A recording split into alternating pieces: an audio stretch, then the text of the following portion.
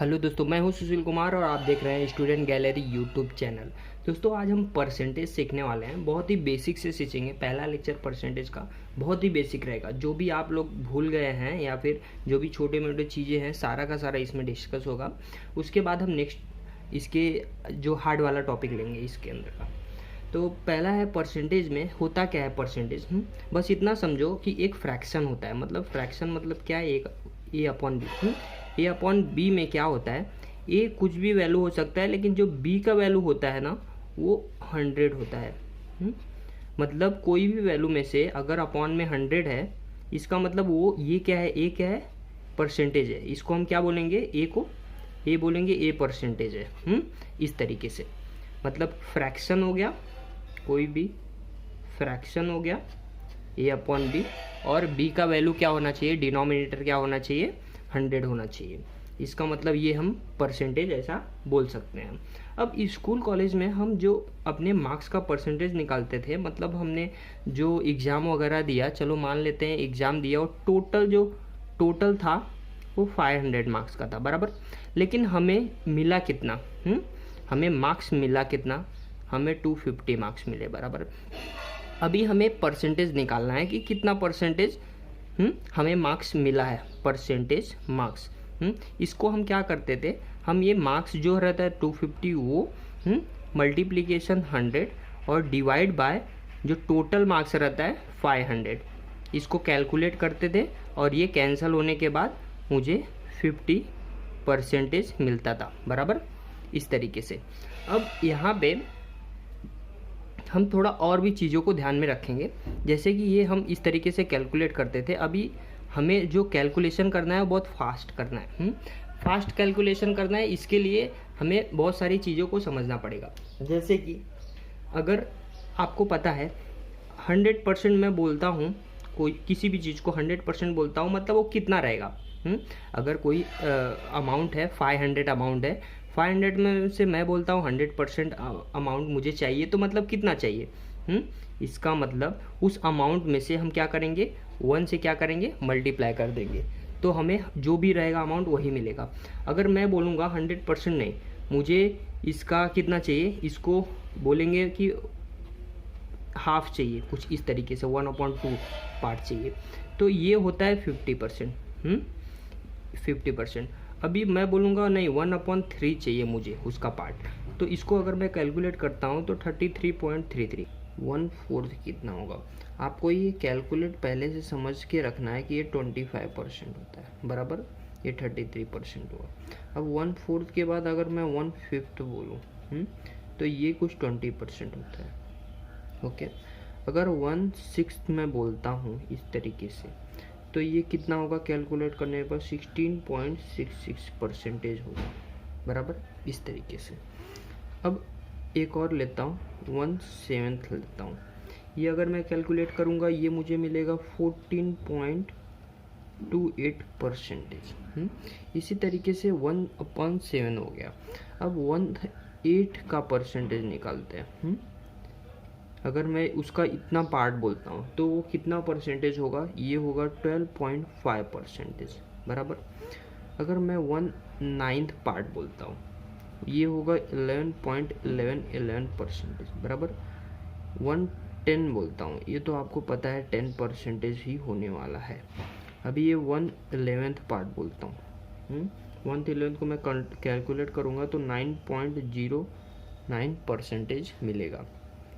उसके बाद मैं 1/12 परसेंटेज 1/12 पार्ट बोलता हूँ, तो ये 1/12 कितना होगा, 8.33। 1/13 पार्ट बोलता हूँ, 13th पार्ट, अब ये हो जाएगा 7.69। 1/14 पार्ट, ये होगा 7.14। अब आप देखेंगे ना, इसमें ये जो 1/14 है, ये 1/14 1/7 है, 14.28 इतना परसेंटेज आ रहा है, तो इसका जो आधा है ये वही आधा है, उसका हाफ ही है। 1/12 का भी जो 8.33 निकला है, अभी ये 1/6 का देखेंगे, इसका हाफ है, 16.66 का इसका हाफ करेंगे तो 8.33 आएगा। उसके बाद 1/15 का देखते हैं। 1/15 का ये 6.67% मिलेगा। 1/16 का देखता हूँ मैं, तो ये मुझे मिलेगा 6.25%। 1/16 ये किसका हाफ है? 1/8 का होगा। ये देखो 12.5 का हाफ करूँगा तो मैं ये 6.25 मिलेगा इस तरीके से। 1/17 ये मुझे मिलने वाला है 5.88। 1/18 ये कैलकुलेट करूँगा मैं 5.55% मिलेगा। अब 1/19 इसको कैलकुलेट करूँगा तो 5.26 मिलेगा। कैलकुलेट कैसे करना है? सिंपल सा चीज़ है। अगर ये मैं 1/16 बोलता हूँ तो 100/16 कितना होता है आप कैलकुलेट कर दीजिए। 100 से क्या करिए 16 से डिवाइड कर दीजिए, आपको मिल जाएगा। अभी लास्ट में एक सारा का सारा हो चुका है, एक और बचा हुआ है 1/20 पार्ट। आपको पता है ये 5% ही होगा। इस तरीके से अभी हम परसेंटेज पढ़ रहे हैं, तो परसेंटेज में ये जो छोटी छोटी चीज़ें हैं ना, ये हमेशा अपने को हमें पता ही रहनी चाहिए, बाय डिफ़ॉल्ट पता ही रहनी चाहिए। नहीं तो इसको हम बार बार कैलकुलेट करते बैठेंगे। इसको हमें पहले से अपने आप से आना चाहिए कि इसका इतना पार्ट क्या होता है, इतना परसेंटेज होना चाहिए। अभी आगे बढ़ते हैं, कुछ एक एग्जांपल लेते हैं। पहले इसी के साथ साथ एक और फॉर्मूला मैं लेता हूँ। जैसे कि अगर एज्यूम करते हैं कोई वैल्यू है, कोई चीज़ है, अभी वो 100 रुपये का है, बराबर 100 रुपये का है। 100 से उसका प्राइस क्या हो गया? इंक्रीज हो गया। इंक्रीज होके कितना हो गया इसका वैल्यू? 110 हो गया, बराबर 110 हो गया। अभी आपको इधर दिख रहा है कि 100 है तो 100 का 10% कितना होगा? 100 का 10% 10 होगा। तो 10 को क्या कर दिया मैं, अगर यहाँ पे ऐड कर दूंगा तो ये 110 मिल जाएगा। इसका मतलब इसका प्राइस 100 था, अभी 110 हो गया। ये कितने परसेंट का, मैं पूछूंगा कितने परसेंट का चेंज आया? आपको पता है 100 से 110 गया है तो ये करीब 10% बढ़ा है, बराबर। इंक्रीमेंट कितना हुआ है? 10% का हुआ है। अब इसको हमें अगर कैलकुलेट करना है, मतलब ये तो नॉर्मल सा सिंपल सा वैल्यू दिया इसलिए आपको समझ गया। अभी ऐसे ही बहुत सारे वैल्यू है। मतलब अगर मुझे कोई इंक्रीज परसेंटेज निकालना है, क्या इंक्रीज परसेंटेज, अभी ये इस तरीके का है। अगर ये 100 रहता, 100 से ये क्या होता ना 80 हो जाता। इसका मतलब क्या हुआ है? ये डिक्रीज हुआ है। कितने परसेंट से? 20% से डिक्रीज हो गया है। लेकिन अब कैसे निकलेगा ये? अगर हमें परसेंटेज निकालना है, इंक्रीज, यहाँ पे इंक्रीज परसेंटेज है, यहाँ पे डिक्रीज परसेंटेज है। या फिर अगर मैं कहूँ परसेंटेज चेंज निकालना है, बराबर परसेंटेज ये चेंज हो गया परसेंटेज। ये क्या होता है? जो भी परसेंटेज चेंज के लिए जो भी डिफरेंस होता है वो निकालेंगे। डिफरेंस निकालने के बाद जो फाइनल वैल्यू होता है, फाइनल वैल्यू ये हो गया अपॉन ये रियल ओरिजिनल वैल्यू, और 100 से मल्टीप्लाई कर देंगे इस तरीके से।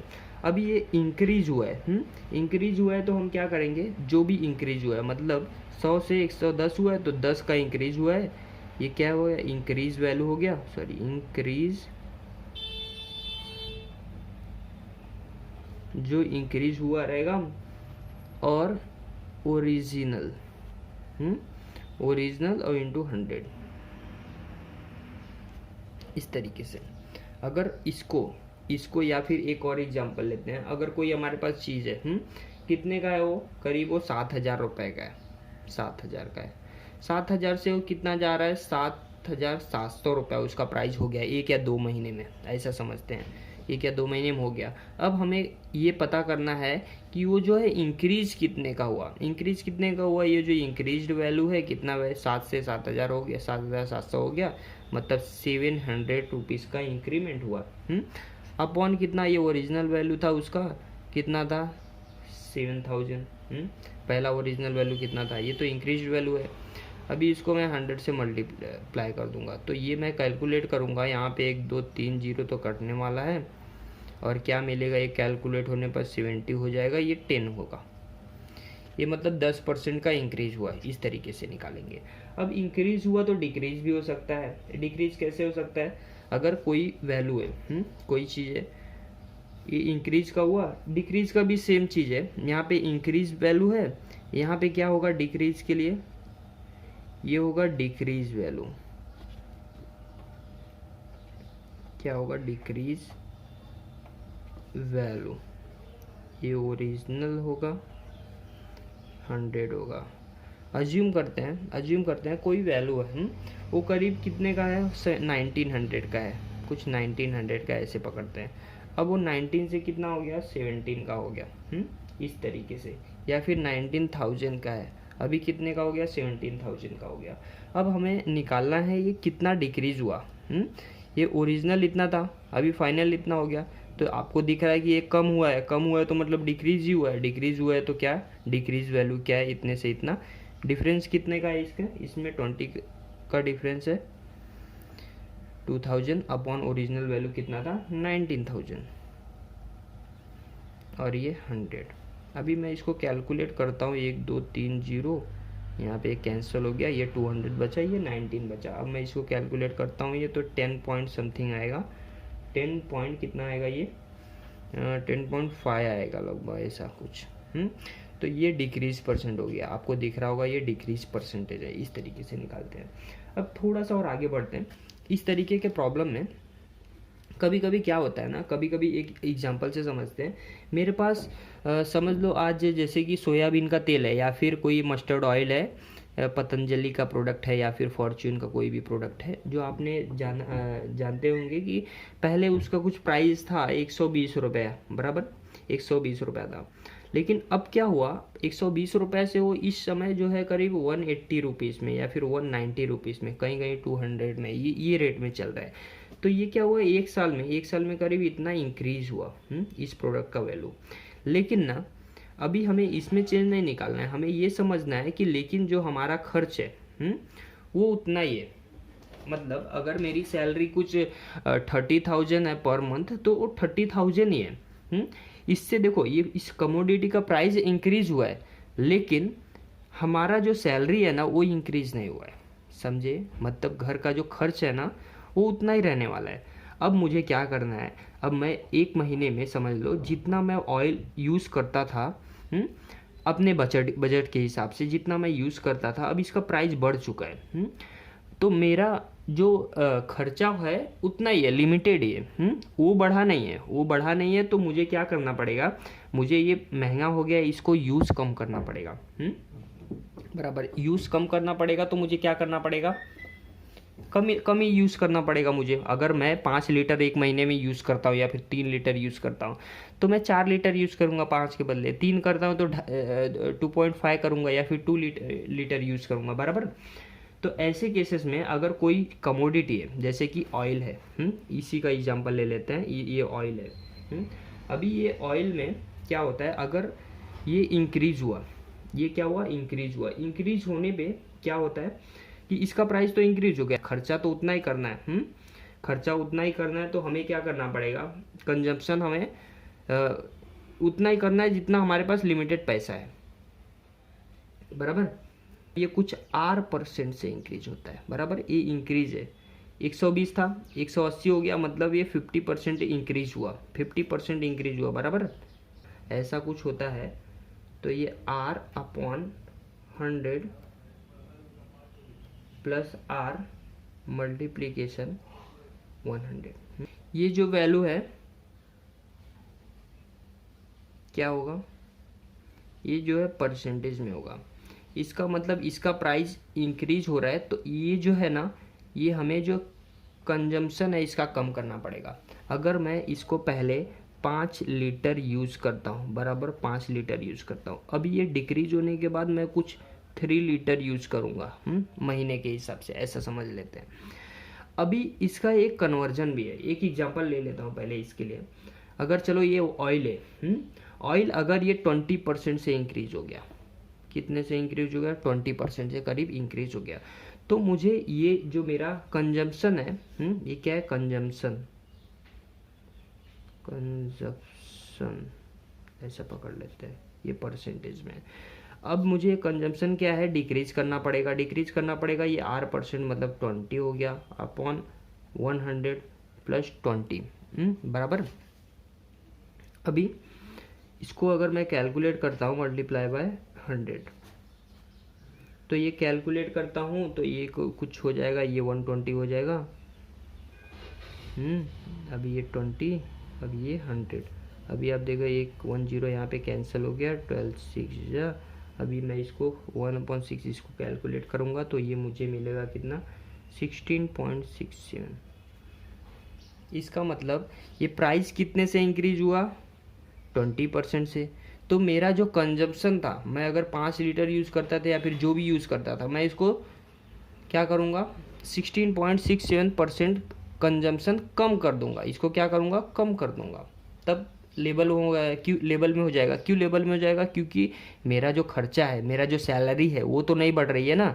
अगर मैं 100 रुपये का मतलब एक महीने में 500 रुपये का तेल ऑयल यूज़ करता हूँ, तो मैं अभी भी एक महीने में 500 रुपये का ही ऑयल यूज़ करूँगा। ऑयल का भाव बढ़ गया, इसके लिए मैं इतना कम यूज़ करूँगा, 16.67% कम यूज़ करूँगा। अब सेम इसी तरीके से अगर कोई प्रोडक्ट है, उस प्रोडक्ट का प्राइस क्या हो गया, यहाँ पे डिक्रीज़ हो गया, प्रोडक्ट का प्राइस कुछ डिक्रीज़ हो गया R% से डिक्रीज़ हो गया, तो हमें जो कंजप्शन है उसका थोड़ा सा बढ़ा दे रहा है, क्योंकि हमारा खर्चा हमें उतना, जितना हम यूज़ करते थे, जितने रुपए का यूज़ करते थे उतने रुपए का यूज़ करना है। तो R होगा अपॉन 100 होगा -R। यहाँ पे देखो +R, यहाँ पे -R। अब इसको मैं कैलकुलेट करूँगा, मिल जाएगा। अब एग्जाम्पल के तौर पे इसके लिए भी समझ लेते हैं, या फिर नहीं लेंगे एग्जाम्पल तो भी चल जाएगा, क्योंकि इस तरीके से डायरेक्ट फार्मूला रखो, आपको आंसर मिल जाएगा। लेकिन जानते रहो, जब जानते रहोगे तो ही आप आसानी से इसे सॉल्व कर सकते हो। अब इस तरीके के हर बार एग्जाम में क्वेश्चन वगैरह आते हैं। ये छोटा सा लेक्चर था इस परसेंटेज के लिए, इतना आपको हमेशा आना चाहिए। इसके बाद मैं कुछ अलग से टॉपिक पे लूँगा इसमें परसेंटेज में, जो और भी थोड़ा क्रिटिकल टाइप में होंगे, छोटे मोटे रहेंगे। उस तरीके से सारा का सारा कवर हो जाएगा। तभी के लिए इतना ही, और मिलते हैं अपने अगले वीडियो में। तब तक के लिए बाय बाय।